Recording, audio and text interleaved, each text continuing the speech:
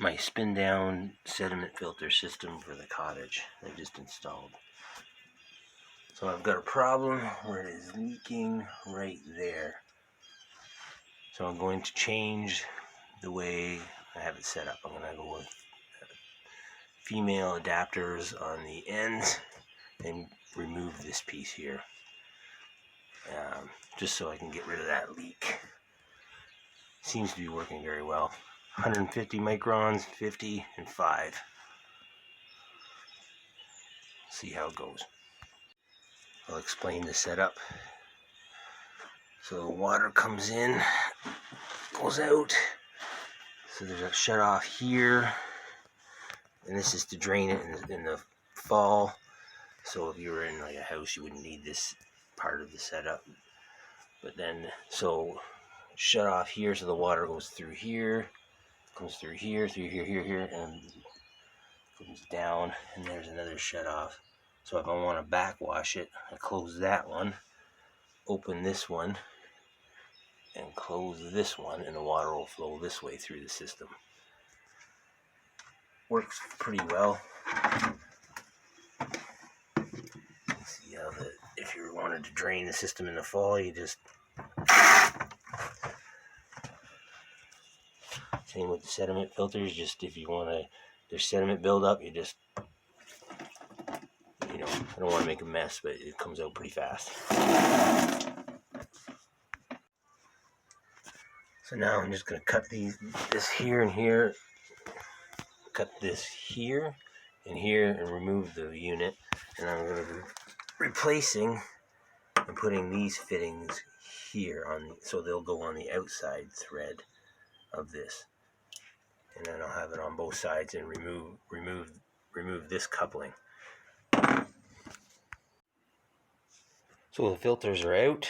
So now we're going to remove this ring, and this coupling. This is where I'm having my problem. And I'm going to go with this, and they're going to go on ends, and then just have a piece of pipe in between. And I'll show you how to remove the rings. So removing the rings, you get this special tool for cutting the copper rings. Pretty simple. Just cut, and then what I like to do is just go on the bottom side of it and not cut again, but it'll pry the ring open like so, and all I use is a screwdriver and it just pry it right out, and it comes out no problem. So there's the ring after you remove it.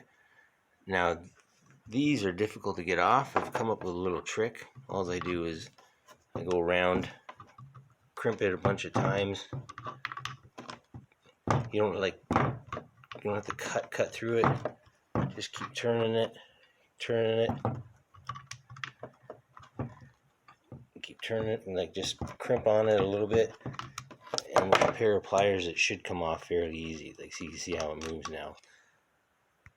So I've crimped it several times. You don't even need pliers now. You can just pull it right off. This tool here comes in pretty handy for cutting the pipe. So when you're going to take the rings off, you want to get that pipe pretty close to the fitting as you can. So I can get it even a little closer than that. See, now you can see inside. You can see how close I am.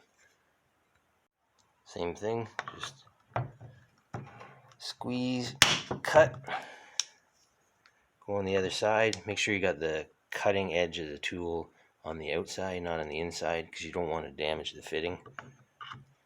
Just give it a squeeze, and it should open up a bit.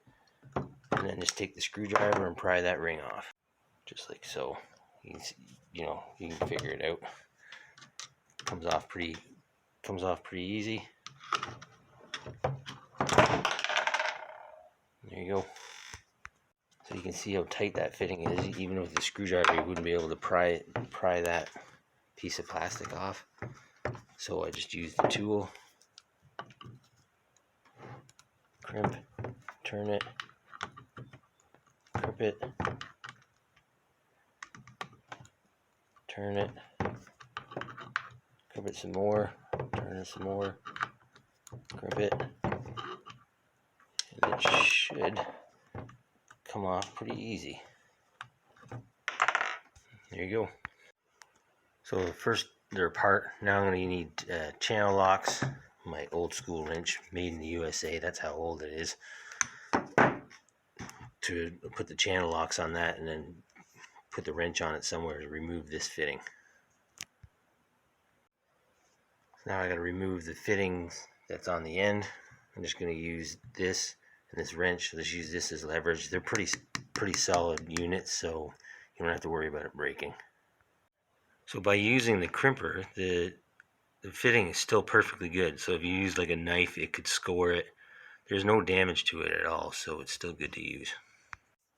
So like every plumbing project, there's going to be a trip to the hardware store. So looks like I'm going inside diameter because the outside ones don't fit, and I already had these two, so I'm going to go with the inside diameter now. So there's the fittings in Teflon tape. Now I'm going to just snug them up with the wrench. So there they are, secured. So I numbered these, so there's, you can see it's 150 microns, so that's filter number 1. And they have a flow direction on it, so you want to make sure you have them going in the right direction. See, so that if you put it in that way, it'd be backwards. So you want to have them going in the right direction. So that's 150, and that's 50. So you can see I wrote on the top there. So now I'm just going to put a piece of PEX in between these two, and it should be golden. I'm limited on space, so I'm going to have them fairly close together, and then just going to cut the piece of PEX to fit in between that. I'm going to try and get them as close as I can together. So I've just marked the pipe with a Sharpie. They're fantastic for this stuff. And I'm going to use my PEX cutting tool to cut it and then insert the ends. PEX cutting tool works really easy. I picked this one up at Princess Auto. I'm in Canada, by the way.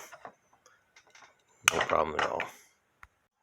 So now I'm just going to take the PEX rings, put them on both sides, slide them in just a touch, 1/8 of an inch on both sides, and then I'm going to insert it in between these two.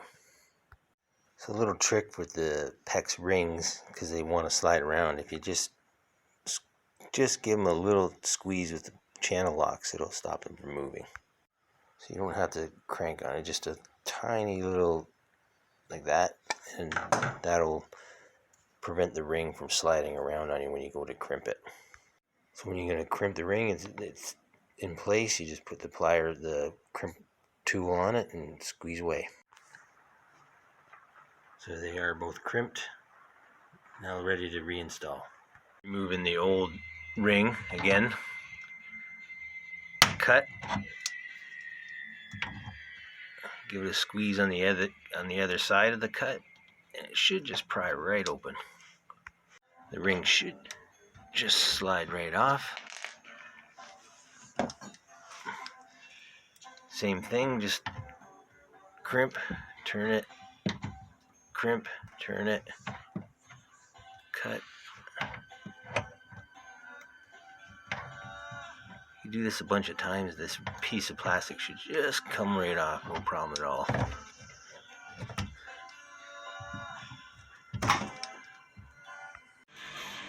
Okay, so the bracket's installed now. I'm just going to put a piece here and a piece here and crimp it together, and it should be done. So there's the pieces in place. Now I'll just crimp them and reprime the pump, and it should be ready. So there's the pieces in place. So now I'm just going to have to crimp them and reattach the water, reprime the pump. It should be ready to roll. Alright, so there they are, they're crimped.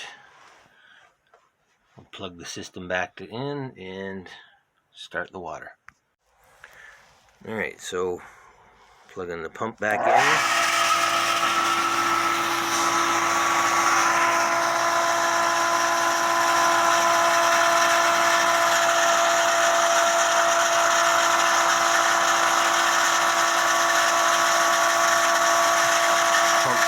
ran itself. Alright, so I'll take a little bit of air out of the line to see the water pressure there. Alright, so we'll slowly turn on the valve here.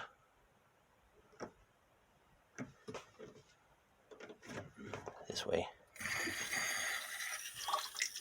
Oh, that one's open. These move, by the way. So open it up a little more.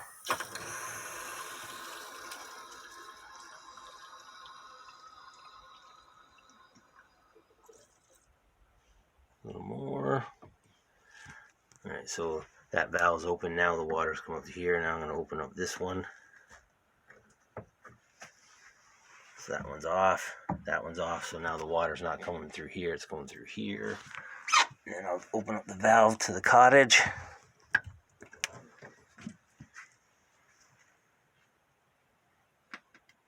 All looks dry. We'll open up some water in the cottage, get the pump going, and see if there's any leaks. Okay, so I have the water running in the cottage. The pump should kick on shortly. So this works. I'm pulling out of the lake, so it should stop. Like, I am getting sediment coming in. I've used this system for a little while, like a couple days now, and it is catching stuff, and it works fairly well. So that's 150, 50, 5. This one has a bypass on it too, so if you need to change the filter or anything like that, you just turn it on the bypass, undo the canister. Very easy. Okay, so there's the pump running. You can see bubbles in it. It has a wrench to tighten the casing. It's tight, so yeah, I don't see any leaks anywhere. No water seeping at all, which is good. All right.